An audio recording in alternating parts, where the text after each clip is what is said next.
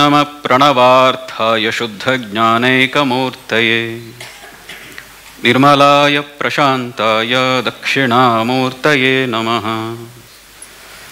अज्ञानतिमिरान्धस्य ज्ञानाञ्जनशलाकया चक्षुरुन्मीलितं येन तस्मै ಶ್ರೀಗುರವೇ ನಮಃ. ನಾವೇನು ಹೆಚ್ಚು ಓದ್ದವರಲ್ಲ, ಏನೋ ಒಂದಷ್ಟು ಅಲ್ಲಿ ಕೇಳಿ ತಿಳಿದು ಕೆಲವಂ ಬಲ್ಲವರಿಂದ ಕಲ್ತು ಕೆಲವಂ ಸುಜ್ಞಾನದಿಂದ ನೋಡುತ್ತಂ. ಅದು ನನ್ನ ಒಂದು ರೀತಿಯ ಧ್ಯೇಯವಾಕ್ಯ ನನ್ನ ಜೀವನಕ್ಕೆ. ಹಾಗೆ ಕೆಲವೊಂದು ನೋಡಿದ್ದು, ಕೇಳಿದ್ದು, ವಿಶೇಷವಾಗಿ ಯಾರೋ ತಿಳಿಸಿದ್ದು, ಇದೆಲ್ಲದರ ಆಧಾರದ ಮೇಲೆ ಒಂದಷ್ಟೇನೋ ಮಾತಾಡೋದು, ಸಾಧನೆ ಮಾಡೋದು ಮಾಡ್ತೀನಿ. ಆದರೆ ಇವತ್ತಿನ ವಿಶೇಷ ಏನಂದರೆ, ಈ ರೀತಿಯ ಸಾಧಕರು, ವೀಣೆಯಲ್ಲಿ ವಿದೂಷಿ, ವಿಜ್ಞಾನದಲ್ಲಿ ವಿದ್ವತ್ ಪಡೆದವರು, ನಟನೆಯಲ್ಲಿರುವಂಥವರು, ಇಷ್ಟೆಲ್ಲ ನಿಮ್ಮಂಥ ತಿಳಿದವರ ನಡುವೆ ಆ ಭಗವತಿಯ ಅನುಗ್ರಹ, ಗುರುವಿನ ಅನುಗ್ರಹದಿಂದ ಮಾತಾಡುವಂಥ ಸೌಭಾಗ್ಯ ಸಿಕ್ಕಿದೆ.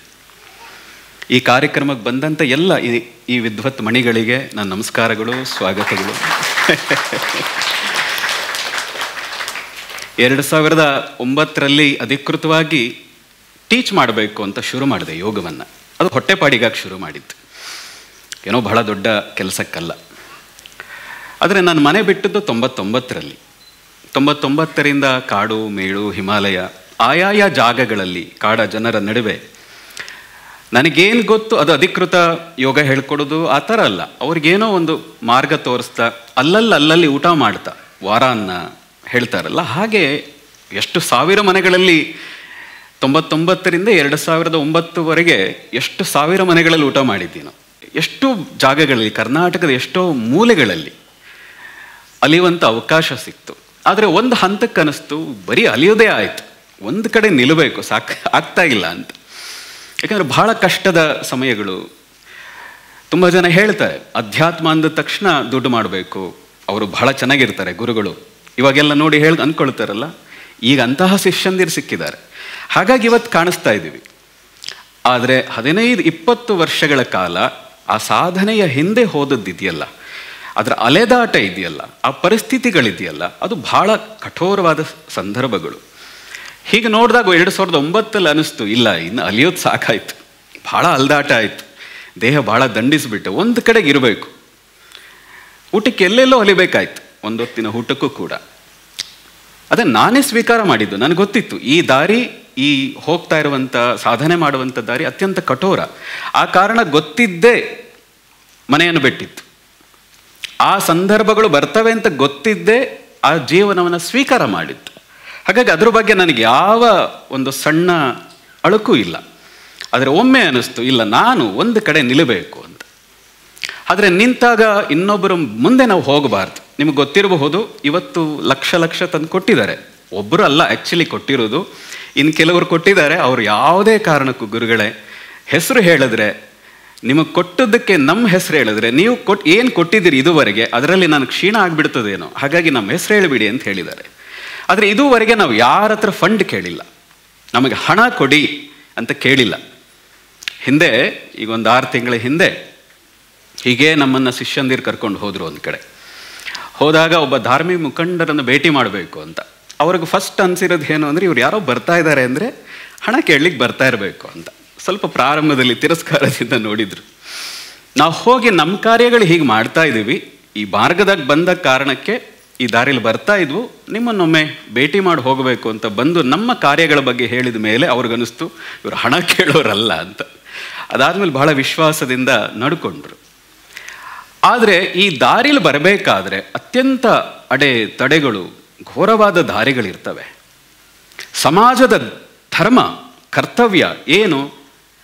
ಬ್ರಹ್ಮಚಾರಿಗಳನ್ನು, ಸನ್ಯಾಸಿಗಳನ್ನು, ಜ್ಞಾನಿಗಳನ್ನು ಪೋಷಿಸುವಂಥದ್ದು, ಅವರನ್ನು ನಡೆಸ್ಕೊಳ್ಳುವಂಥದ್ದು. ಆದರೆ ಈ ಮಾರ್ಗದಲ್ಲಿ ಬರಬೇಕಾದ್ರೆ ನಾವು ಅವರನ್ನು ಟೀಕೆಗಳನ್ನೇ ಮಾಡ್ತಾ ಇರ್ತೀವಿ. ಗುರುಗಳ ಹತ್ರಕ್ಕೆ ಬರಬೇಕಾದ್ರೆ ಕಷ್ಟ ಇದ್ದಾಗ ಬರ್ತಾರೆ. ದೇವಸ್ಥಾನಕ್ಕೆ ಹೋಗೋದು ಯಾವಾಗ? ಕಷ್ಟಗಳಿದ್ದಾಗ.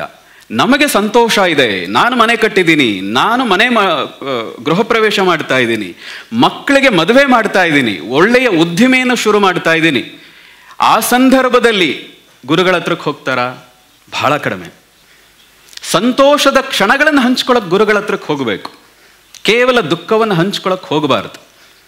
ವೀಣಾ ಬನ್ನಂಜಿ ಅವ್ರದ್ದು ಒಂದ್ಸರಿ ಹೀಗೆ ಮಾತು ಕೇಳ್ತಾ ಇದ್ದೆ. ನಾನು ಬಹಳ ಕಡಿಮೆ ಬೇರೆ ಬೇರೆ ವಿಷಯಗಳಿಗೆ ಹೋಗೋದು. ಬಹಳ ದುಃಖ ಆಯಿತು ಒಂದು ಮಾತು ಹೇಳಿ. ನೀವು ಎಲ್ಲ ಬಿಟ್ಟು, ಗೊತ್ತಲ್ವ ವೀಣಾ ಬನ್ನಂಜಿ ಅವರು ಮಾತಾಡ್ತಾ ಯಾರು ಕೇಳಿದ್ರಂತೆ, ಎಲ್ಲ ಬಿಟ್ಟಿದ್ದೀರಿ, ನಿಮಗೆ ಹೆಂಗೆ ದುಡ್ಡು ಬರ್ತದೆ ಜೀವನ ಮಾಡಲಿಕ್ಕೆ ಅಂತ. ಮನೆ ತ್ಯಾಗ ಮಾಡಿದವ್ರ ಜವಾಬ್ದಾರಿ ಯಾರ್ದು? ನೀವುಗಳು ನೋಡ್ಕೋಬೇಕು. ಅವ್ರಿಗೆ ಬಾಡಿಗೆ ಕಟ್ಟಲಿಕ್ಕಿದೆಯಾ, ಊಟಕ್ಕಿದೆಯಾ, ಸಮಾಜದ ಜವಾಬ್ದಾರಿ ಅದು ಮನೆ ಬಿಟ್ಟು ಹೋದು. ಯಾಕೆ ಇವತ್ತು ಸಮಾಜ ಇಷ್ಟು ಚೆನ್ನಾಗಿದೆಯಲ್ಲ? ಒಂದು 2% ಜನರ ತ್ಯಾಗದಿಂದ, ಆ ತ್ಯಾಗ ಭಾವದಿಂದಾಗಿ ಸಮಾಜ, ಈ ಪರಂಪರೆ, ಈ ಭಾರತ ಇಷ್ಟು ಚೆನ್ನಾಗಿದೆ. ಆದರೆ ಅದನ್ನು ಬಿಟ್ಟು ನಾವು ನಿಮ್ಮ ಜೀವನಕ್ಕೆ ಏನು ಮಾಡ್ತೀರಿ, ನಿಮಗೆ ಎಲ್ಲಿಂದ ಹಣ ಬರ್ತದೆ ಅಂತ ವೀಣಾ ಬನ್ನಂಜಿಯವರು ಯಾರು ಕೇಳಿದ್ರಂತೆ. ಅವ್ರು ಹೇಳಿದ್ರಂತೆ, ನಾನು ಮನೆ ಮುಂದೆ ರೆಡ್ ಲೈಟ್ ಹಾಕಿದ್ದೀನಿ ಅಂತ. ಯೋಚನೆ ಮಾಡಬೇಕಲ್ವಾ? ಯಾರು ಯೋಚನೆ ಮಾಡಬೇಕು? ಸಮಾಜ ಯೋಚನೆ ಮಾಡಬೇಕು. ಆದರೆ ಭಗವಂತನ ಕೃಪೆಯಿಂದ, ಆ ಗುರುವಿನ ಕೃಪೆಯಿಂದ ನಮ್ಮ ಜೀವನ ಅಂತಹ ಶಿಷ್ಯಂದಿರು ಬರ್ತಾ ಹೋದರು.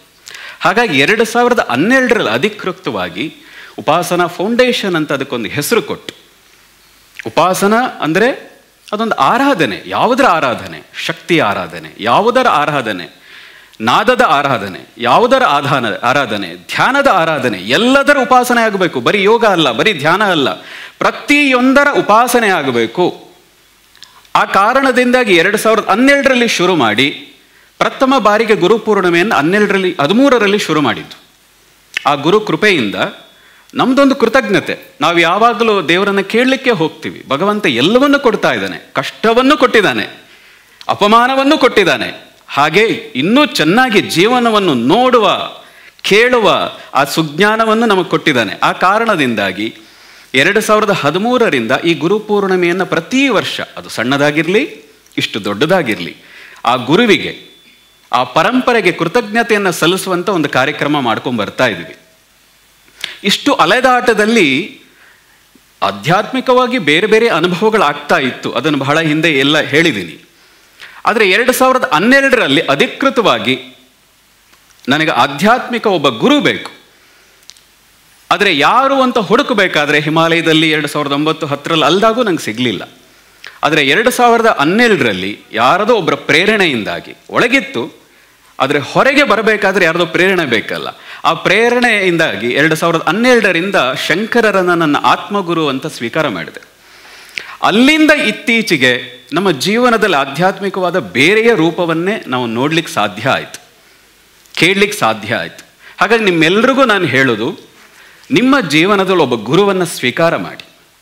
ಆ ಗುರುವಿಗೆ ಅದು ಕಷ್ಟ ಬಂದೇ ಬರ್ತದೆ ಪ್ರತಿಯೊಬ್ಬರಿಗೂ. ಆದರೆ ನಿಮ್ಮ ಕೃತಜ್ಞತೆಯನ್ನು, ಧನ್ಯತೆಯನ್ನು ಸಲ್ಲಿಸುವಂತಹ, ಅದು ಹಣನೇ ಕೊಡಬೇಕು ಅಂತಿಲ್ಲ.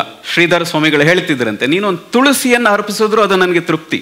ನಿನ್ನಲ್ಲಿ ಶ್ರದ್ಧೆಯನ್ನು ನೋಡ್ತೀನಿ, ನಿನ್ನ ಶ್ರೀಮಂತಿಕೆಯನ್ನಲ್ಲ, ನೀನು ಏನು ಕೊಟ್ಟೆ ಅಂತಲ್ಲ. ನಾವು ಅದನ್ನೇ ಪಾಲನೆ ಮಾಡ್ಕೊಂಡು ಬರ್ತೀವಿ ನಮ್ಮ ಶಿಷ್ಯಂದಿರಲ್ಲಿ. ಯಾರೇ ಬಂದರೂ ನಾನು ಒಂದು ನಿಯಮ ಇಟ್ಕೊಂಡಿದ್ದೀನಿ, ಅವ್ರ ಜೇಬ್ ನೋಡಬಾರ್ದು ನಾನು ಅಂತ. ಫೀಸ್ಗಳಿಟ್ಟಿರಬಹುದು ಕಾರ್ಯಕ್ರಮಗಳಿಗೆ, ಅದರ ಬಹುಪಾಲು ಭಾಗವನ್ನು ನಾನು ಸ್ವೀಕಾರವೇ ಮಾಡಲ್ಲ. ಒಂದು ಭಾಗವಷ್ಟೇ ನನ್ನ ಜೀವನಕ್ಕೆ, ಒಂದು ಭಾಗ ತಗೊಂಡು ಇನ್ನು ಉಳಿದದ್ದನ್ನು ನನಗನ್ಸಿರೋದು ಇಷ್ಟು ಸಮಾಜದಿಂದ, ಆ ಭಗವಂತನ ಕೃಪೆಯಿಂದ, ಗುರುಕೃಪೆಯಿಂದ ಬಂದಿದೆ, ಅದನ್ನು ಹಿಂದಿರುಗಿಸಬೇಕು. ಹಾಗಾಗಿ ನಮ್ಮ ಉದ್ದೇಶ ಸಮಾಜದಲ್ಲಿ ಸುಧಾರಣೆ ಅಥವಾ ಇನ್ನೇನೋ ಘನಕಾರ್ಯ ಅಲ್ಲ. ಕೇವಲ ಆಧ್ಯಾತ್ಮಿಕವಾಗಿ ನಾವು ಏನು ಮಾಡಬಹುದು, ಆ ಆಧ್ಯಾತ್ಮಿಕ ಕಾರ್ಯಗಳಿಗೆ ಮಾತ್ರವೇ ನಾವು ಕೆಲಸ ಮಾಡ್ತಾ ಹೋಗ್ತಾ ಇದ್ದೀವಿ. ಅದನ್ನು 2009ರಿಂದ ಶುರು ಮಾಡಿದ್ದು, 2012ರಿಂದ ಅದಕ್ಕೊಂದು ಅಧಿಕೃತವಾದ ಶಕ್ತಿಯನ್ನು ಉಪಾಸನದ ಮೂಲಕ ಪಡೀಲಿಕ್ಕೆ ಸಾಧ್ಯ ಆಯಿತು. ಆದರೆ ನೀವೆಲ್ರಿಗೂ ಹೇಳುವಂಥದ್ದು, ಈ ರೀತಿಯ ಕೃತಜ್ಞತೆ, ಧನ್ಯತೆಯನ್ನು ಇಟ್ಟಾಗ ನಮ್ಮ ಜೀವನ, ನಮ್ಮ ಮನೆ ಅದು ಸಮೃದ್ಧಿ ಗಳಿಸ್ತಾ ಹೋಗ್ತದೆ. ಇದರ ಜೊತೆಗೆ ಎರಡನೇದು ನಾವು ಮನಸ್ಸಿನಲ್ಲಿ ಇವತ್ತು ಇಟ್ಕೊಂಡು ಇಲ್ಲಿಂದ ಹೋಗಬೇಕಾದ್ರೆ ಇಟ್ಕೋಬೇಕಾದದ್ದು, ಸ್ವೀಕಾರ ಮಾಡಬೇಕಾದದ್ದೇನು ಅಂದರೆ, ಬ್ಯಾಕ್ ಟು ಋಷಿ ಪರಂಪರ. ಏನು, ನಾವೆಲ್ಲರೂ ಇತ್ತೀಚಿನ ಗುರುಗಳನ್ನು, ನನ್ನೂ ಸೇರಿದಂತೆ ಇತ್ತೀಚಿನ ಗುರುಗಳನ್ನು ಅನುಸರಿಸ್ತಾ ಇದ್ದೀವಿ. ತಪ್ಪಲ್ಲ, ಅದನ್ನು ಅನುಸರಿಸಿ. ಆ ಅನುಸರಿಸುವ ಜೊತೆಗೆ ನನಗೆ ಅತ್ಯಂತ ಶಕ್ತಿ ಕೊಟ್ಟವರು, ಪ್ರೇರಣೆ ಮೊದಲು ಕೊಟ್ಟವರು ವಿಶ್ವಾಮಿತ್ರರು. ನನಗೆ ಆಸೆ ಇದ್ದದ್ದು ನಾನು ಬ್ರಹ್ಮರ್ಷಿ ಆಗಬೇಕು. ಮಾತಿಗಲ್ಲ, ನಿಜವಾಗೂ ಬ್ರಹ್ಮರ್ಷಿ ಆಗಬೇಕು ಅಂತಲೇ ತಿಂಗಳಗಟ್ಟಲೆ ಧ್ಯಾನ ಜಪದಲ್ಲಿ ಮುಳುಗಿದ್ದೀನಿ. ಆದರೆ ಅಧಿಕೃತವಾಗಿ ಆತ್ಮಗುರು ಅಂತ ಸ್ವೀಕಾರ ಮಾಡಿದ್ದು ಶಂಕರರನ್ನಾದರೂ ನನಗೆ ಮೂಲ ಪ್ರೇರಣೆ ವಿಶ್ವಾಮಿತ್ರರು. ಅವರ ಪಟ್ಟ ಕಷ್ಟ, ಆ ಡೈವರ್ಷನ್, ಹಠದಿಂದಾಗಿ, ವಸಿಷ್ಠರ ಮೇಲಿನ ಹಠದಿಂದಾಗಿ ಅವರು ಸಾಧನೆ ಮಾಡಿದಂಥ ಬ್ರಹ್ಮಶತ್ವ, ಅದನ್ನು ನೋಡಿದಾಗ, ವಸಿಷ್ಠರ ನಡುವಿನ ಅವರ ಯುದ್ಧವನ್ನು ನೋಡಿದಾಗ ನನಗೆ ಏನು ನಿಮ್ಮ ಭಾಷೆಯಲ್ಲಿ ಹೇಳೋದಿದ್ದೆ ಥ್ರಿಲ್ ಆಗಿಬಿಟ್ಟಿದ್ದೆ. ಹೇಗೆ ಕೇವಲ ವಸಿಷ್ಠರಿಲ್ಲ ಅವರ ಆಶ್ರಮದಲ್ಲಿ, ಇದ್ದದ್ದೇನು ಬ್ರಹ್ಮದಂಡ. ಒಂದು ಬ್ರಹ್ಮದಂಡ ಕೌಶಿಕನ ಇಡೀ ಸಾಮ್ರಾಜ್ಯ, ಇದು ಸೈನಿಕರನ್ನೇ ನುಂಗ್ ಹಾಕ್ಬಿಡ್ತು. ಕೇಳಿ ನಂಗೆ ಆಶ್ಚರ್ಯ. ಕೇವಲ ಬ್ರಹ್ಮದಂಡ ಇದ್ದು ಹೀಗಾಯ್ತು ಅಂದರೆ ವಸಿಷ್ಠರೇ ಇದ್ದಿದ್ರೆ ವಿಶ್ವಾಮಿತ್ರರ ಕಥೆ ಏನು, ಕೌಶಿಕ ರಾಜನ ಕಥೆ ಏನು ಅಂತ ಅದನ್ನು ಕೇಳಿದಾಗ ನಂಗೆ ಅನ್ನಿಸ್ತು, ಸಾಧನೆ ಮಾಡೋದಿದ್ರೆ, ಪಡೆಯೋದಿದ್ರೆ ಏನು ಪಡಿಬೇಕು? ಆ ಬ್ರಹ್ಮಶತ್ವವನ್ನು ಪಡಿಬೇಕು. ಆದರೆ ಈಗ ಪಡಿಬೇಕಾದ್ರೆ ಜೀವನವು, ದೇಹವು ನಡಿಬೇಕಲ್ಲ. ಆ ಕಾರಣದಿಂದಾಗಿ ನಿಮ್ಮೆಲ್ರಿಗೂ ನನಗೆ ಗೊತ್ತಿರುವಂಥ ವಿದ್ಯೆಯನ್ನು, ಯೋಗವನ್ನು ಹೇಳಿಕೊಡೋದಕ್ಕೆ ಶುರು ಮಾಡಿದೆ. ಅದರದ್ದೇ ಬೇರೆ ಬೇರೆಯ ಮಗ್ಗಲುಗಳು ತನಗೆ ತಾನೇ ತೆರೆಕೊಳ್ತಾ ಹೋಗ್ತು. ಹಾಗೆ ತೆರೆಕೊಳ್ತಾ ಆ ಅನುಭೂತಿಯನ್ನು ಗುರುಕೃಪೆಯಿಂದ ಸ್ವೀಕಾರ ಮಾಡ್ತಾ ಹೋದೆ. ನಿಮಗೆ ಹಿಂದೇನೂ ಹೇಳಿದ್ದೀನಿ, ನಿಮ್ಗೆ ಗೊತ್ತಿರ್ಬೋದು, ನಾನು ಯಾರ ಹತ್ರ ಏನನ್ನು ಕಲ್ತವನಲ್ಲ. ಪ್ರತ್ಯಕ್ಷವಾಗಿ ಗುರು ನನಗೆ ಹೀಗೆ ಹೇಳು, ಹೀಗೆ ಮಾಡು, ಇಂತಹ ಕ್ರಿಯೆ ಮಾಡು ಹೇಳ್ಕೊಟ್ಟದ್ದಿಲ್ಲ. ಕೇವಲ ಆ ಗುರುವಿನ ಕೃಪೆಯಿಂದ, ಆ ಅನುಗ್ರಹದಿಂದ, ಜಗನ್ಮಾತೆಯ ಅನುಗ್ರಹದಿಂದಾಗಿ ಇಷ್ಟೆಲ್ಲವನ್ನು ಸ್ವೀಕಾರ ಮಾಡಲಿಕ್ಕೆ ಸಾಧ್ಯ ಆಯಿತು. ಇವತ್ತು ನೂರಾರು ಜನ ನಮ್ಮ ವಾಲಂಟಿಯರ್ಸ್ಗಳು ಇಷ್ಟು ಕೆಲಸ ಮಾಡಿದ್ದಾರೆ, ಪ್ರತಿ ದಿನ ಕೆಲಸ ಮಾಡಿದ್ದಾರೆ. ಈ ಕಾರ್ಯಕ್ರಮಕ್ಕಂತೂ 2 ದಿನದಿಂದ ಶ್ರಮ ಹಾಕಿದ್ದಾರೆ. ಎಲ್ಲ ಅತಿಥಿಗಳನ್ನು ಕರೀಲಿಕ್ಕೆ 1 ತಿಂಗಳಿಂದ ತಯಾರಿ ಮಾಡಿದ್ದಾರೆ. ನಾವೇನಿದ್ರು ರೂಮ್ನಲ್ಲಿ ಕೂತು, ನಿಮ್ಗೆ ಗೊತ್ತಿರ್ಬೋದು, ದಿನದ 22 ಗಂಟೆ ಏಕಾಂತದಲ್ಲೇ ಇರ್ತೀನಿ. ಇವತ್ತಿಗೂ ಯಾರೋ ಇಂಟರ್ವ್ಯೂ ಕರೆದಾಗ ಹೋಗ್ತೀನಿ, ಇನ್ನು ಉಳಿದ ಸಮಯ ಏಕಾಂತದಲ್ಲೇ ಇರ್ತೀನಿ. ಇಷ್ಟೆಲ್ಲ ಕೆಲಸ, ಇಷ್ಟೆಲ್ಲ ವ್ಯವಸ್ಥೆ ಹೇಳಿದ್ನಲ್ಲ ಮೊದಲೇ, ಕೇವಲ ಕಷ್ಟ ಇದ್ದಾಗ ಬರೋದಲ್ಲ, ಸುಖ ಇದ್ದಾಗಲೂ ನಾವಿದ್ದೀವಿ ಗುರುಜಿ. ನಿಮ್ಮ ಕಷ್ಟಕ್ಕೂ ನಾವಿದ್ದೀವಿ. ಏನೇ ಇದ್ರೂ ನಾವು ಜೊತೆಲಿ ಕೆಲಸ ಮಾಡ್ತೀವಿ, ನೀವು ಆರಾಮಾಗಿ ಇದ್ದು ಮಾರ್ಗದರ್ಶನ ಮಾಡಿ ಅಂತ ಹೇಳಿ ಇಷ್ಟೂ ಕೆಲಸಗಳನ್ನು 1 ತಿಂಗಳಿಂದ ನಿರ್ವಹಿಸ್ತಾ ಬಂದಿದ್ದಾರೆ. ಅವರು ಹೇಳ್ತಾರೆ, ಪ್ರತಿದಿನ ಕೆಲಸ ಮಾಡ್ತಾ ಹೋದಂತೆ ಪ್ರತಿ ವರ್ಷ ಗುರುವಾಗಿ ಸ್ವೀಕಾರ ಮಾಡಿ ಆ ಪರಂಪರೆಯನ್ನು ಶ್ರದ್ಧೆಯಿಂದ ಸ್ವೀಕಾರ ಮಾಡಿದ ನಂತರ ನಮ್ಮ ಜೀವನದಲ್ಲಿ ಪರಿವರ್ತನೆ ಆಗಿದೆ, ಏಳಿಗೆ ಶುರುವಾಗಿದೆ. ನಾವು ಹೇಳೋದು, ನಾವು ಯಾವ ಪವಾಡ ಪುರುಷನೂ ಅಲ್ಲ, ನಾನು ನಿಮ್ಮಂತೆ ಸಾಮಾನ್ಯ ಮನುಷ್ಯ. ಹಾಗಾಗಿ ನಮ್ಮನ್ನು ಏನನ್ನೂ ಆ ರೀತಿಯಾಗಿ ನೋಡಬಾರ್ದು.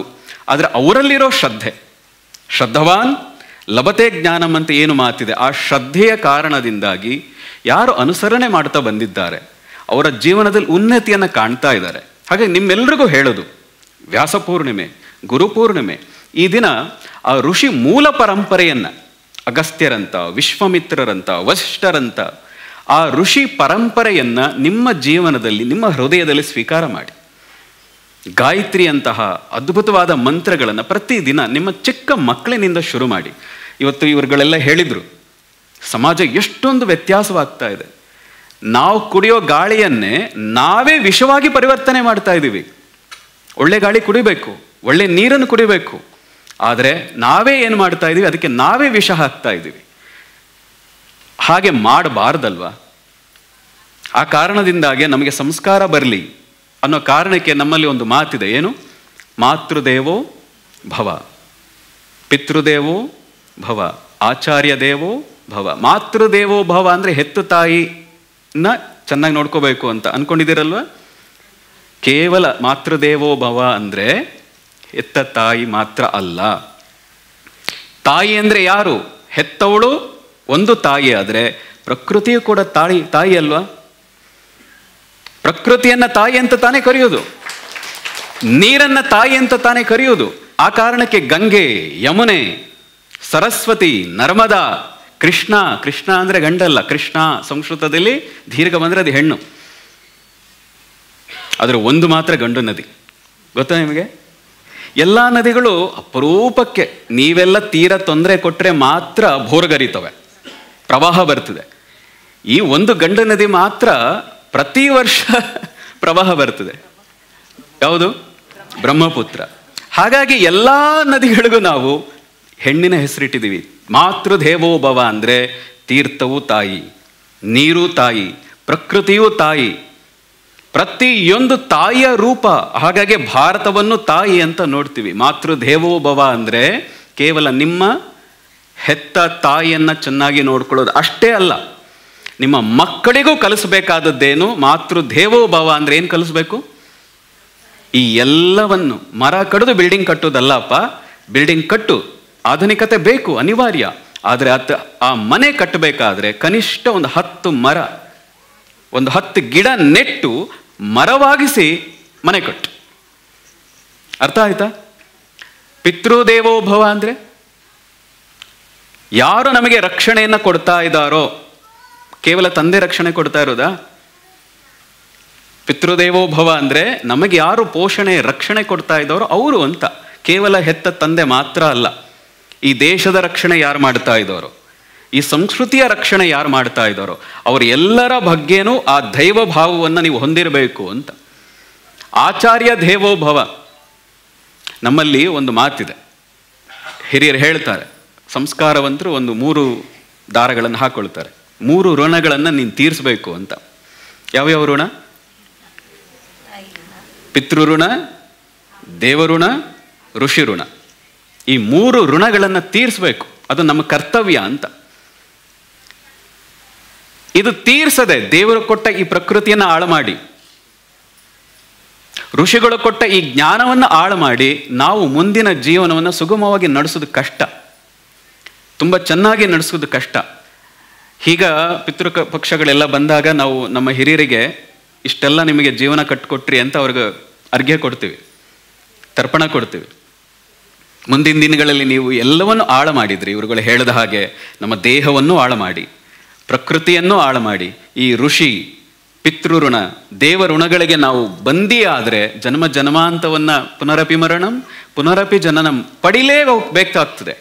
ಇದೆಲ್ಲವನ್ನು ತೀರಿಸಬೇಕಾದ್ರೆ ಈ ನಿಮ್ಮ ಮಕ್ಕಳಿಗೆ ಆ ಸಂಸ್ಕಾರವನ್ನು ಕೊಡಬೇಕು. ಸಂಸ್ಕಾರ ಕೊಟ್ಟಾಗ, ಕೃತಜ್ಞತೆಯನ್ನು ಇಟ್ಕೊಂಡಾಗ ನಮ್ಮ ಜೀವನ ಸುಗಮವಾಗ್ತದೆ. ಎಲ್ಲ ಕಷ್ಟಗಳಿಂದ ಹೊರಗೆ ಬರ್ತೀವಿ. ಆದರೆ ನಮಗೇನು, ಈ ಋಣಗಳನ್ನು ತೀರಿಸಬೇಕಾದ್ರೆ ಒಬ್ಬ ಗುರು ಬೇಕು. ಗುರು ತಾನೇ ಹೇಳೋದು. ಯಾರೋ ಹೇಳ್ತಾ ಇದ್ರು, ಒಳ್ಳೆ ಗುರು ಅಂದರೆ ಯಾರು? ಒಳ್ಳೆ ಗುರು ಅಂದರೆ ಯಾರು? ಡೆಡ್ ಗುರು ಇಸ್ ಗುಡ್ ಗುರು. ಯಾಕೆ? ಅವ್ರು ಏನು ಕೇಳಲ್ಲ, ನೀವು ತಪ್ಪು ಮಾಡ್ತಾ ಇದೆಯಾ ಏನು ಹೇಳಲ್ಲ. ಹಾಗಾಗಿ ಇವತ್ತು ಎಲ್ಲಿ ಕ್ಯೂ ಜಾಸ್ತಿ ಇದೆ? ಯಾರು ಕೇಳಲ್ವೋ ನೀನು ಏನಾದರೂ ಮಾಡು, ತಪ್ಪು ಕೆಲಸನಾದರೂ ಮಾಡು, ಒಳ್ಳೆ ಕೆಲಸನಾದರೂ ಮಾಡು, ಅಲ್ಲಿ ಬಂದು ಕಾಣಿಕೆ ನಮಸ್ಕಾರ ಹಾಕಿದ್ರೆ ನಿನ್ನ ಮನಸ್ಸಿಗೆ ತೃಪ್ತಿ. ಅವ್ರಿಗೂ ತೃಪ್ತಿ ಇಲ್ಲ, ಅವ್ರಿಗೂ ಖುಷಿ ಇಲ್ಲ ನಿಮ್ಮ ಜೀವನ ನೋಡಿ. ಆದರೆ ಒಳ್ಳೆಯ ಗುರುಗಳು ಯಾರು? ಸತ್ತು ಹೋಗಿರೋರು ಮಾತ್ರ. ಜೀವಂತವಾಗಿರೋರು ಅವರೇನೋ ಕೇಳಿಬಿಡ್ತಾರೆ, ಅಥವಾ ಅವರೇನೋ ನಿಮಗೆ ಹೀಗೆ ಮಾಡು ಅಂತ ಹೇಳ್ತಾರೆ. ಆ ಕಾರಣಕ್ಕೆ ಅವ್ರ ಹತ್ರಕ್ಕೆ ಹೋಗೋಕೆ ಭಯಪಡ್ತೀವಿ. ಹಾಗಾಗಿ ವೆಂಕಟಾಚಲಯವನ್ನು ಹೇಳ್ತಾ ಇದ್ರು, ಅವಧೂತ ವೆಂಕಟಾಚಲಯನವರು. ಗುರು ಹತ್ರಕ್ಕೆ ಬರೋಕ್ಕೆ ಎಲ್ರಿಗೂ ಭಯ. ಯಾಕೆ ಅಂದರೆ ಅವರು ನಿಮ್ಮ ಜನ್ಮವನ್ನು ಜಾಲಾಡ್ತಾರೆ, ನಿಮ್ಮ ತಪ್ಪುಗಳನ್ನು ಎತ್ತಿ ಎತ್ತಿ ತೋರಿಸಿ ನಿಮ್ಮನ್ನು ಶುದ್ಧಿ ಮಾಡ್ತಾರೆ, ಹೊಗಿತಾರೆ. ಹಾಗಾಗಿ ಒಬ್ಬ ಗುರು ಹತ್ರಕ್ಕೂ ಹೋಗಲ್ಲ ನೀವು. ಮನಸ್ಸೇ ಮರ್ಕಟ ಮೊದಲೇ ಅಲ್ವಾ? ಮನಸ್ಸು, ಇಲ್ಲಿ ಕೋತಿಗಳು ಜಾಸ್ತಿ ಇದೆ, ಹಾಗಾಗಿ ಮಧ್ಯೆ ಫೈರ್ ಮಾಡ್ತಾ ಇದ್ದಾರೆ, ಕೋತಿ ಬರಲೇ ಇಲ್ಲಿ ಅಂತ. ನಮ್ಮ ಮನಸ್ಸು ಮರ್ಕಟ. ಈ ಗುರು ಹತ್ರ 1 ವರ್ಷ, ಇನ್ನೊಬ್ಬರು ಗುರು ಹತ್ರ ಇವ್ರು ಇನ್ನೇನೋ ಕೇಳ್ತಾರೆ, ನಿನ್ನ ಜೀವನ ಸರಿ ಮಾಡ್ಕೊ ಅಂತ ಹೇಳ್ತಾರೆ ಅಂತ ಇದ್ದ ಹಾಗೆ ಏನು ಮಾಡ್ತೀವಿ? ಇನ್ನೊಬ್ಬ ಗುರು ಹತ್ರ ಹಾರೋದು, ಇನ್ನೊಬ್ಬ ಗುರು ಹತ್ರ ಹಾರೋದು. ಈಗ ಹಾರಿ ಹಾರಿ ಹಾರಿ ನಮ್ಮ ಜೀವನವನ್ನು ಕೇವಲ ಹಾರೋದ್ರಲ್ಲೇ, ಮರದಿಂದ ಮರಕ್ಕೆ ಹಾರೋದ್ರಲ್ಲೇ ಕಳೆದು ಹೋಗ್ತೀವಿ. ಆದರೆ ಯಾವ ಗುರುವು ಇನ್ನೊಬ್ಬರ ವಿರೋಧಿ ಅಲ್ಲ. ವಸಿಷ್ಠರು ಶ್ರೀರಾಮಚಂದ್ರನನ್ನ ವಿಶ್ವಾಮಿತ್ರರು ಕರೀಲಿಕ್ಕೆ ಬಂದಾಗ ಹೇಳ್ತಾರೆ, ನಿಮ್ಮ ಯೋಗ್ಯತೆ ನಿಮ್ಮ ಅನುಸಾರ ನೋಡಿ ಗುರುಗಳು ಹೇಳ್ತಾರೆ ಹೀಗೆ ಮಾಡು, ಇಲ್ಲಿ ಹೋಗು ಅಂತ. ಸ್ವಾರ್ಥಿ ಯಾವುದೋನು ಯಾವ್ದು ಕಾರಣಕ್ಕೂ ಗುರುಪೀಠದಲ್ಲಿ ಕೂರಬಾರ್ದು. ನಮ್ಮನ್ನೇ ಫಾಲೋ ಮಾಡಬೇಕು, ನನ್ನನ್ನೇ ಅನುಸರಿಸಬೇಕು ಅನ್ನೋರು ಗುರುಸ್ಥಾನದಲ್ಲಿ ಇರಲೇಬಾರ್ದು. ಹಾಗಾಗಿ ವಸಿಷ್ಠರು ಹೇಳ್ತಾರೆ, ವಿಶ್ವಾಮಿತ್ರರು ರಾಮನನ್ನ ಕರೀಲಿಕ್ಕೆ ಬಂದಿದ್ದಾರೆ. ವಸಿಷ್ಠರು ಗುರು ಯಾರಿಗೆ? ಶ್ರೀರಾಮಚಂದ್ರರಿಗೆ, ಇಡೀ ಪರಂಪರೆಗೆ ಗುರು. ಆದರೆ ಅವರು ಹೇಳ್ತಾರೆ ವಿಶ್ವಾಮಿತ್ರರ ಜೊತೆ ಕಳಿಸು. ಯಾಕೆ? ಇಲ್ಲಿವರೆಗೆ ನಾನೇನು ಜ್ಞಾನ ಕೊಟ್ಟಿದ್ದೀನಿ, ನಾನೇನು ವಿದ್ಯೆ ಕೊಟ್ಟಿದ್ದೀನಿ, ಅದಕ್ಕಿಂತ ಇನ್ನೂ ಉನ್ನತವಾದದ್ದನ್ನು ವಿಶ್ವಾಮಿತ್ರರು ಕೊಡ್ತಾರೆ. ಕಾರಣ ಇಲ್ಲದೆ ವಿಶ್ವಾಮಿತ್ರರು ರಾಮನನ್ನು ಕರೀಲಿಕ್ಕೆ ಬಂದಿಲ್ಲ, ಒಂದು ದೊಡ್ಡ ಕಾರಣ ಇದೆ. ಆ ಗುರುವಿನ ಜೊತೆ ಕಳಿಸ್ತಾರೆ. ಗುರುವಿಗೆ ಗೊತ್ತು ಯೋಗ್ಯತೆ. ನಮ್ಮನ್ನೇ ಫಾಲೋ ಮಾಡಿ, ನನ್ನನ್ನೇ ಅನುಸರಿಸಿ, ಎಲ್ಲವನ್ನ ನನಗೆ ಕೊಡಿ ಅಂದರೆ ಅವನು ನಿಜವಾದ ಗುರು ಆಗಕ್ಕೆ ಸಾಧ್ಯ ಇಲ್ಲ. ಆದರೆ ಒಬ್ಬರನ್ನ ಸ್ವೀಕಾರ ಮಾಡಿ 10 ಕಡೆ ವಿದ್ಯೆಯನ್ನು ಕಲೀರಿ. ಅರ್ಥ ಆಗ್ತಾ ಇದೆಯಾ? ಒಬ್ಬರನ್ನ ನಿಮ್ಮ ಜೀವನದಲ್ಲಿ ಹೇಗೆ ಒಂದು ಮನೆ ನಿಮಗಿದೆಯೋ ಹಾಗೆ ಒಂದು ಮನೆ ಹೇಗೆ 10 ನೆಂಟರು ಮನೆಗಳಿದೆ, 10 ನೆಂಟರ ಮನೆಗೆ ಹೋಗಿ, ಆದರೆ ನಿಮ್ಮದೇ ಮನೆ ಅಂತ ಏನಿದೆಯೋ ಆ ಮನೆಗೆ ವಾಪಸ್ ಬನ್ನಿ. ಒಬ್ಬ ಗುರುವನ್ನು ಸ್ವೀಕಾರ ಮಾಡಿ, ಯಾರಾದರೂ ಆಗಿರಲಿ. ಹಾಗೆ ಗುರುವನ್ನು ಸ್ವೀಕಾರ ಮಾಡಿ ಬ್ಯಾಕ್ ಟು ಋಷಿ ಪರಂಪರಾ. ದೊಡ್ಡ ವಿಜ್ಞಾನಿಗಳು, ದೊಡ್ಡ ತತ್ವಜ್ಞಾನಿಗಳು, ದೊಡ್ಡ ಜ್ಞಾನಿಗಳು ಯಾರು ಅಂದರೆ ಋಷಿಗಳು. ಆ ಮೂಲದಲ್ಲಿ ಕೊಟ್ಟದ್ದರ ಒಂದು ಭಾಗವನ್ನು ನಾವು ಹೀಗೆ ಒದರುತ್ತಾ ಇದ್ದೀವಿ ಅಷ್ಟೇ. ಅವರು ಕೊಟ್ಟ ಒಂದು ಚೂರು, ಒಂದು ಕಣವನ್ನೇ ಹೀಗೆ ಒದರುತ್ತಾ ಇದ್ದೀವಿ ಅಷ್ಟೇ. ಆದರೆ ನಾವೇ ಹಿಂದಕ್ಕೆ ಹೋಗ್ಬಿಟ್ರೆ. ನನಗೊಂದು ಕತೆ ಕೇಳಿದ್ದೆ ಹಿಂದೆ, ಬಹಳ ಚಿಕ್ಕನ್ನಲ್ಲಿ ಕೇಳಿದ್ದೆ. ಈ ಕತೆ ಕೇಳಿ ನಾನು ಬಹಳ ಪ್ರೇರಣೆ ಆದೆ. ಆ ಕಾರಣಕ್ಕೆ ಈ ಸಾಧನೆಗೆ ಬಂದದ್ದು ಕೂಡ ಒಂದು ರೀತಿಯಾಗಿ ಒಳಗಿತ್ತು, ಆದರೆ ಅದೊಂದು ಪ್ರೇರಣೆ ಆಯಿತು. ಯಾರೋ ಕೇಳಿದ್ರು, ಸ್ಕೂಲಿಗೆ ಒಬ್ಬರು BO ಅಂತ ಬರ್ತಾರಲ್ಲ, BO ಬರ್ತಾರಲ್ವ, ಹಾಗೆ ಬಂದಾಗ ಒಂದು ಮಗು ನೋಡ್ತಾ ಇತ್ತು. ಎಲ್ಲರೂ ಬಂದು ಆಫೀಸರ್ಗೆ ನಮಸ್ಕಾರ ನಮಸ್ಕಾರ, ಟೀಚರ್ಸ್ಗಳೆಲ್ಲ. ನಾವೆಲ್ಲ ಟೀಚರ್ಸ್ ನಮಸ್ಕಾರ ಅಂತೀವಿ, ಭಯ ಪಡ್ತೀವಿ. ಈ ಟೀಚರ್ಗಳೇನೋ ಅದು HM ಹೋಗಿ ಆ ಆಫೀಸರ್ಗೆ ನಮಸ್ಕಾರ ಅಂತಾರೆ. ಆ ಹುಡುಗನಿಗೆ ಅನಿಸ್ತು, ಒಬ್ಬ ಹುಡುಗನಿಗೆ ಅದರಲ್ಲಿ, ನಾನು ಆಗೋದಿದ್ರೆ ಟೀಚರ್ ಅಲ್ಲ BO ಆಗಬೇಕು. ನನ್ನ ಟೀಚರ್ ಎಲ್ಲ ಬಂದು ನಂಗೆ ನಮಸ್ಕಾರ ಮಾಡ್ತಾರೆ, ಅದಕ್ಕೆ ನಾನೇನಾಗಬೇಕು? BO ಆಗಬೇಕು. ಈ ಹುಡುಗ ನೋಡ್ತಾ ಇದ್ದ, ಆ ಊರಿಗೆ ಬಂದಾಗ ಆ BO ಅಲ್ಲಿದ್ದಂಥ ಒಬ್ಬ ರಾಜಕೀಯದವನಿಗೆ ಹೋಗಿ ನಮಸ್ಕಾರ ಮಾಡ್ತಾರೆ. ಅಯ್ಯೋ ರಾಮ, ಈ BOಗೆ ನಮಸ್ಕಾರ ಆಗಬೇಕು ಅಂತಿದ್ರೆ ಇವನು ನೋಡಿದ್ರೆ ಈ ರಾಜಕೀಯದವನಿಗೆ ನಮಸ್ಕಾರ ಮಾಡ್ತಾ ಇದ್ದಾನೆ. ಏನು ಮಾಡೋದೀಗ? ನಾನು ರಾಜಕೀಯದವನಾಗ್ತೀನಿ. ಟೀಚರ್ಗಳೆಲ್ಲ BOಗೆ ನಮಸ್ಕಾರ ಮಾಡ್ತಾರೆ, BO ಬಂದು ನನಗೆ ನಮಸ್ಕಾರ ಮಾಡ್ತಾರೆ. ಆಗೋದಿದ್ರೆ ನಾನು ರಾಜಕೀಯ ಮುಖಂಡ ಆಗಬೇಕು, MLA ಆಗಬೇಕು. ಒಂದಷ್ಟು ದಿನ ಆಯಿತು. ಒಬ್ಬ ಗುರುಗಳು ಬಂದರು. ಗುರುಗಳ ಹತ್ರ ಬಂದರೆ MLA ಬಂದು ಅಡ್ಡಡ್ಡ ನಮಸ್ಕಾರ ಮಾಡ್ತಾ ಇದ್ದಾರೆ. ಎಲ್ಲ ಇಡೀ ಊರು ಜನ ಈ MLA ಕಂಡ್ರೆ ಎದುರುತ್ತಾರೆ, ಭಯ ಪಡ್ತಾರೆ. ಈ MLA ನೋಡಿದ್ರೆ ಬಂದು ಈ ಗುರುಗಳಿಗೆ, ಯಾವುದೋ ಮುರುಕ್ಲು ಮನೆಯಲ್ಲಿದ್ದಾರೆ, ಈ ವಯ್ಯಂಗೆ ಬಂದು ನಮ್ಮ ಹತ್ರನೇ ಭಿಕ್ಷೆ ಬೇಡಿ ಮನುಷ್ಯ ಊಟ ಮಾಡ್ತಾ ಇದ್ರು. ನೋಡಿದ್ರೆ ಈ ಗುರುಗಳಿಗೆ ಬಂದು MLA ಬಂದು ನಮಸ್ಕಾರ ಮಾಡ್ತಾರೆ. ಆಗೋದಿದ್ರೆ ಏನಾಗಬೇಕು? ನಾನು ಗುರುಗಳಾಗಬೇಕು. ಆಗೋದಿದ್ರೆ ಏನಾಗಬೇಕು? ಗುರುಗಳಾಗಬೇಕು. ಒಂದಷ್ಟು ದಿನ ಆಯಿತು. ಆ ಗುರುಗಳು ನೋಡ್ತಾ ಇದ್ದ, ಇವನು ಗಮನಿಸ್ತಾ ಇದ್ದ. ನಂತರದಲ್ಲಿ ಈ ಗಮನಿಸ್ತಾ ಗುರುಗಳು ದೇವಸ್ಥಾನಕ್ಕೆ ಹೋದರು. ದೇವ್ರಿಗೆ ಹೋಗಿ ಅಡ್ಡಡ್ಡ ನಮಸ್ಕಾರ ಮಾಡಿದ್ರು. ನಾನು ಗುರುಗಳಾಗಬೇಕು ಅಂತಿದ್ದೆ, ಈ ಗುರುಗಳನ್ನು ನೋಡಿದ್ರೆ ದೇವ್ರಿಗೆ ಬಂದು ನಮಸ್ಕಾರ ಮಾಡಬೇಕು. ನಮಸ್ಕಾರ ಮಾಡ್ತಾ ಇದ್ದಾರೆ, ಅಡ್ಡಡ್ಡ ನಮಸ್ಕಾರ ಮಾಡ್ತಾ ಇದ್ದಾರೆ, ಉರು ಸೇವೆ ಮಾಡ್ತಾ ಇದ್ದಾರೆ. ನಾನು ಆಗೋದಿದ್ರೆ ದೇವರೇ ಆಗಬೇಕು. ನಿಜಕ್ಕೂ ನನಗೆ ಮೂಲ ಪ್ರೇರಣೆ ಆಗಿದ್ದು ಮೊದಲು ರಾಘವೇಂದ್ರರು ಅಂದರೆ ಭಕ್ತಿ ಅಂತ. ನಾನು ಯೋಚನೆ ಮಾಡಿದೆ, ರಾಘವೇಂದ್ರರು ಯಾರು ಪೂಜೆ? ಹನುಮ ಯಾರು ಪೂಜೆ ಮಾಡ್ತಾರೆ? ರಾಮನನ್ನು. ನಾನು ಮೂಲಕ್ಕೆ ಹೋಗೋಕ್ಕೆ ಶುರು ಮಾಡಿದೆ. ನಾನು ಯಾಕೆ ಯಾರನ್ನು ಗುರುವಾಗಿ ಸ್ವೀಕಾರ ಮಾಡೋದು ಕಷ್ಟ ಆಯಿತು ಅಂದರೆ, ನನಗೆ ಮೂಲಕ್ಕೆ ಹೋಗೋ ಹುಚ್ಚಿಡಿತು. ಹೀಗೆ ಮೂಲಕ್ಕೆ ಹೋಗೋ ಹುಚ್ಚಿಡಿದ ಕಾರಣಕ್ಕೆ ಇಷ್ಟು ಪಡಿಲಿಕ್ಕೂ ಬಹುಶಃ ಸಾಧ್ಯ ಆಯಿತು. ಅದಕ್ಕೆ ಕಾರಣ ಶಂಕರರು. ಅವರ ಮೂಲಕ ಆ ಋಷಿಗಳ ಮೂಲವನ್ನು ಹೋಗುವಂತಹ, ನೀವೆಲ್ಲ ಈಗ ಹೇಳಿಬಿಟ್ರೆ ಗಾಬರಿ ಆಗಿಬಿಡ್ತೀರಿ. ಆ ಋಷಿಗಳ ದರ್ಶನವನ್ನು ಲಭಿಸುವಂತಹ ಹೀಗೆ ಒಂದು ವರ್ಷ ಗುರುಪೂರ್ಣಿಮೆ ಮಾಡಬೇಕಾದ್ರೆ, ಇದು ನೀವು ಏನು ಬೇಕಾದರೂ ಅಂದ್ಕೊಳ್ಳಿ, ಆದ ಅನುಭವ ಹೇಳಿರ್ತೀನಿ. ಗುರುಪೂರ್ಣಿಮೆ ನಾವು ಎಷ್ಟು ಶ್ರದ್ಧೆಯಿಂದ ಆಚರಣೆ ಮಾಡ್ತೀವಿ ಅನ್ನೋದಕ್ಕೂ ನಿಮಗೂ ಒಂದು ಅನಿಸ್ಬೋದು. ವ್ಯಾಸರು ಬಂದು ಹೇಳಿದ್ರು, ಈ ಗುರುಪೂರ್ಣಿಮೆಯಲ್ಲಿ ನಾನು ಸ್ಥಿತನಾಗಿರ್ತೀನಿ, ನಾನು ಇರ್ತೀನಿ, ಸಾನ್ನಿಧ್ಯವನ್ನು ನಾನು ವಹಿಸ್ತೀನಿ ಅಂತ ಸಾನ್ನಿಧ್ಯ ವಹಿಸಿದ್ರು. ಆ ಕೃಪೆ, ಆ ಒಂದು ದರ್ಶನ ಪಡೆಯುವಂತಹ ಭಾಗ್ಯ ಸಿಕ್ತು. ಹಾಗಾಗಿ ನಿಮ್ಮೆಲ್ರಿಗೂ ಹೇಳೋದು, ಆ ಮೂಲಕ್ಕೆ ಹೋಗಿ ಒಬ್ಬ ಗುರುವನ್ನು ಹಿಡಿದು ಸಾಧನೆ ಮಾಡ್ತಾ, ಸಾಧನೆಯ ಜೊತೆಗೆ ಆ ಋಷಿ ಪರಂಪರೆಗೆ, ನಮ್ಮ ಮೂಲ, ಭಾರತದ ಮೂಲ ಅದು. ನಮ್ಮ DNA ಇವರು ಹೇಳಿದ ಹಾಗೆ ನಮ್ಮ ರಕ್ತದ ಕಣಕಣದಲ್ಲಿ ಆ ಋಷಿ ಇದ್ದಾರೆ. ಆ ಋಷಿ ಪರಂಪರೆಗೆ ನಾವು ಸೇರಿದವರು. ಆ ಋಷಿ ಪರಂಪರೆಗೆ ಹೋಗಬೇಕಾದದ್ದು, ಅದನ್ನು ಅನುಸರಿಸಬೇಕಾದದ್ದು ನಮ್ಮ ಕರ್ತವ್ಯ. ಆಧುನಿಕವಾಗಿ ಬದುಕಿ, ಎಲ್ಲ ಸೌಲಭ್ಯವನ್ನು ಅನುಭವಿಸಿ. ಆಧ್ಯಾತ್ಮ ಅಂದರೆ ಬಿಡುವುದಲ್ಲ. ಆಧ್ಯಾತ್ಮವನ್ನು ಬಿಟ್ಟು ಕಾಡಿನಲ್ಲಿರಬೇಕು ಅಂತಿಲ್ಲ, ನಾಡಿನಲ್ಲಿದ್ದು ಸಾಧನೆ ಮಾಡ್ತಾ, ಆ ಸಾಧನೆಯ ಜೊತೆಗೆ ಆ ಋಷಿ ಪರಂಪರೆಯನ್ನು ಅನುಸರಿಸುವಂಥ ಕೆಲಸ ಮಾಡಿ. 2 ತಲೆಮಾರು ಇವತ್ತು ಎಷ್ಟು ಕಷ್ಟಪಡ್ತಾ ಇದ್ದೀರಿ, ಇವತ್ತು ಎಷ್ಟು ಶುಗರ್ ಬರ್ತಾ ಇದೆ, BP ಬರ್ತಾ ಇದೆ, ಕೂತಿದ್ದಲ್ಲೇ ಹಾರ್ಟ್ ಅಟ್ಯಾಕ್ ಆಗ್ತಾ ಇದೆ. 2 ತಲೆಮಾರಿಗಳು ಆ ಋಷಿ ಪರಂಪರೆಯನ್ನು ಅನುಸರಿಸಲಿಕ್ಕೆ ನೀವು ಪ್ರಯತ್ನ ಮಾಡೋಕ್ಕೆ ಶುರು ಮಾಡಿ, 3ನೇ ತಲೆಮಾರು ಋಷಿಯೇ ಭೂಮಿಗೆ ಬರ್ತಾರೆ. ಋಷಿಗಳೇ ಆ ಭೂಮಿಗೆ ಬಂದು ಈ ಭೂಮಿಯನ್ನು ಇನ್ನೂ ಪವಿತ್ರ ಪಾವನ ಮಾಡ್ತಾರೆ. ಆದರೆ ನಿಮಗೊಂದು ಗಾಬರಿ, ನಮ್ಮ ಮನೆಯಲ್ಲಿ ಋಷಿ ಹುಟ್ಟುಬಿಟ್ರೆ ಕಥೆಯ ಮೇಲೆ ಅಲ್ವಾ? ಹಾಗೆ ಅನ್ಕೋಬೇಡಿ. ಈಗಿನಿಂದ ಶುರು ಮಾಡಿ. ಒಬ್ಬ ಋಷಿ ನಿಮ್ಮ ಕುಟುಂಬದಲ್ಲಿ ಹುಟ್ಟಿದ್ರೆ, ನಿಮ್ಮ ಕುಲದಲ್ಲಿ ಹುಟ್ಟಿದ್ರೆ, ನಿಮ್ಮ ಇಡೀ ಕುಲ, ನಿಮ್ಮ ಇಡೀ ಪರಂಪರೆ ಪಾವನ ಆಗೋಗ್ತದ್ರಿ. ಹಾಗಾಗಿ ಇವತ್ತಿನಿಂದ ಶುರು ಮಾಡಿ, ಇನ್ನು 2-3ನೇ ತಲೆಮಾರು ನಿಮ್ಮ ಇಡೀ ಕುಟುಂಬ ದಿವ್ಯವಾದ ಭವ್ಯವಾದ ಕುಟುಂಬ ಆಗ್ತದೆ. ಆ ಮೂಲಕ ಈ ಭಾರತ, ಈ ಪರಂಪರೆ, ಈ ಸಂಸ್ಕಾರ ಇನ್ನು ಭವ್ಯವಾಗಿ ಇಡೀ ಜಗತ್ತು ಈ ಭಾರತವನ್ನು ಮತ್ತು ಹೆಚ್ಚು ಆದರಿಸುವಂತಹ ಸನ್ನಿವೇಶ ಉಂಟಾಗ್ತದೆ. ಹಾಗಾಗಿ ನಿಮ್ಮೆಲ್ಲರಲ್ಲೂ ಆ ಕಳಕಳಿ, ದಯವಿಟ್ಟು ಆ ಪರಂಪರೆಯನ್ನು ಅನುಸರಿಸಿ ಕೃತಜ್ಞತೆಯಿಂದ ನಡೀರಿ. ಗುರು ನಿಂದನೆ ಎಷ್ಟು ಮಾಡ್ತೀರಿ? ಎಷ್ಟು ಗುರು ನಿಂದನೆ ಮಾಡ್ತೀರಿ? ಹಾಗೆಲ್ಲ ಮಾಡಬೇಡಿ. ತಪ್ಪುಗಳು ಮನುಷ್ಯರಾಗಿ ಸಹಜ. ಪ್ರಶ್ನೆ ಕೇಳಿ, ತಪ್ಪಾದಾಗ ಪ್ರಶ್ನೆ ಕೇಳಿ, ಯಾಕೆ ಹೀಗೆ ಮಾಡಿದ್ರಿ? ನಿಮಗೆ ಗೊತ್ತಿರಲ್ವಲ್ಲ ಏನು ಕಾರಣಗಳಾಗಿರ್ತವೆ ಅಂತ. ಪ್ರಶ್ನೆ ಕೇಳಿ. ಆದರೆ ಯಾರೋ ಒಬ್ಬರು ತಪ್ಪು ಮಾಡಿದ್ರು ಅಂದ ತಕ್ಷಣ ಇಡೀ ಗುರು ಪರಂಪರೆಯನ್ನೇ ನಿಂದನೆ ಮಾಡ್ತಾ ಹೋದರೆ, ಕಾಲು ಎಳಿತಾ ಹೋದರೆ, ಅವರನ್ನು ಆಕ್ಷೇಪಗಳಲ್ಲೇ ನೀವು ಗುರಿಪಡಿಸ್ತಾ ಹೋದರೆ, ಇನ್ನೊಂದು 2-3 ತಲೆಮಾರುಗಳಲ್ಲಿ ಮತ್ತೆ ನಾವು ಗುಲಾಮರಾಗಬೇಕಾಗ್ತದೆ. ಏನಾಗಬೇಕಾಗ್ತದೆ? ಮತ್ತೆ ಗುಲಾಮರಾಗಬೇಕಾಗ್ತದೆ. ಹಾಗಾಗಿ ಇಷ್ಟು ಹೇಳಿದ ವಿಷಯವನ್ನು ನೀವೆಲ್ಲರೂ ದಯವಿಟ್ಟು ಗಮನ ಇಟ್ಟು ನಿಮ್ಮ ಮನಸ್ಸಿನಲ್ಲಿ ಸ್ವೀಕಾರ ಮಾಡಿ. ನಾವು ಗುರುಪೂರ್ಣಿಮೆ ಅಂದರೆ ನಮ್ಮ ಒಂದು ಮನದಾಳದ ಮಾತುಗಳನ್ನು, ಈ ದೇಶಕ್ಕೆ ಸಂಬಂಧಪಟ್ಟಂಥ ಸಂಸ್ಕಾರಕ್ಕೆ ಸಂಬಂಧಪಟ್ಟ ವಿಷಯಗಳನ್ನು ಹಂಚ್ಕೋಬೇಕು. ಆ ಉದ್ದೇಶ ನಮ್ಮದು. ಹಾಗಾಗಿ ಸಮಯ ಕಡಿಮೆ ಇದ್ದದ್ರಿಂದಾಗಿ ಸಂಕ್ಷಿಪ್ತವಾಗಿ ಹೇಳಿದ್ದೀನಿ. ಈಗ ಒಂದಷ್ಟು ಕ್ಷಣಗಳು ಧ್ಯಾನಕ್ಕೆ ಹೋಗೋಣ. ನಿಮಗೆ ಹೇಗೆ ಕಂಫರ್ಟ್ ಇದೆ ಹಾಕೂರಿ. ಕೈಗಳನ್ನು ಮೇಲ್ಮುಖವಾಗಿಡಿ.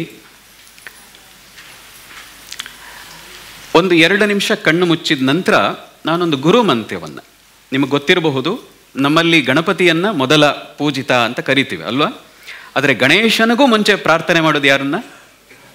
ಗುರುವನ್ನು.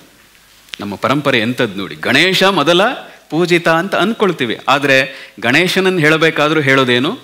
ಶ್ರೀ ಗುರುಭ್ಯೋ ನಮಃ ಹರಿ ಓಂ ಅಲ್ವಾ?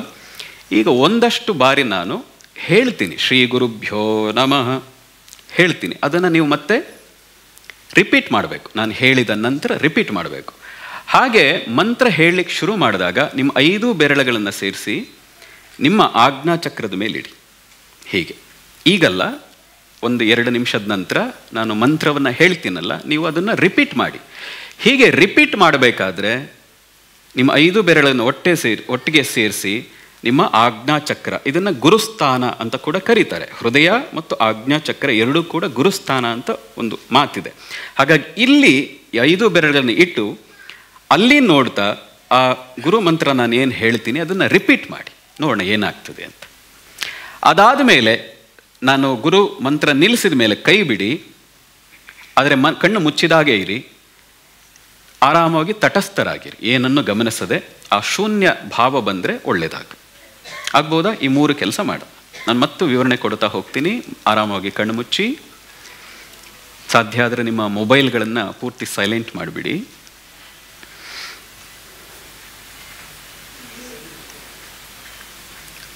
ಕಣ್ಣನ್ನು ಮುಚ್ಚಿ, ನಿಮ್ಮ ಸೊಂಟ ನೇರ ಇರಲಿ.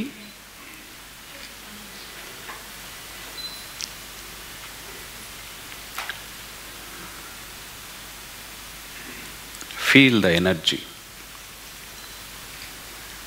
Take a deep breath and exhale. ಹೀಗೆ ಒಂದು 4-5 ಬಾರಿ ದೀರ್ಘವಾಗಿ ಶ್ವಾಸವನ್ನು ತೆಗೆದುಕೊಳ್ಳುವ ಬಿಡುವ ಪ್ರಕ್ರಿಯೆಯನ್ನು ಮಾಡ್ತಾ ನಿಮ್ಮ ದೇಹ, ನಿಮ್ಮ ಮನಸ್ಸು ರಿಲ್ಯಾಕ್ಸ್ ಆಗಲಿ. ನಿಮ್ಮ ಭಾವವೆಲ್ಲವೂ ಈ ಕ್ಷಣ ಪೂರ್ಣವಾಗಿ ಆ ಗುರುತತ್ವದಲ್ಲಿ ನಿಲ್ಲಲಿ.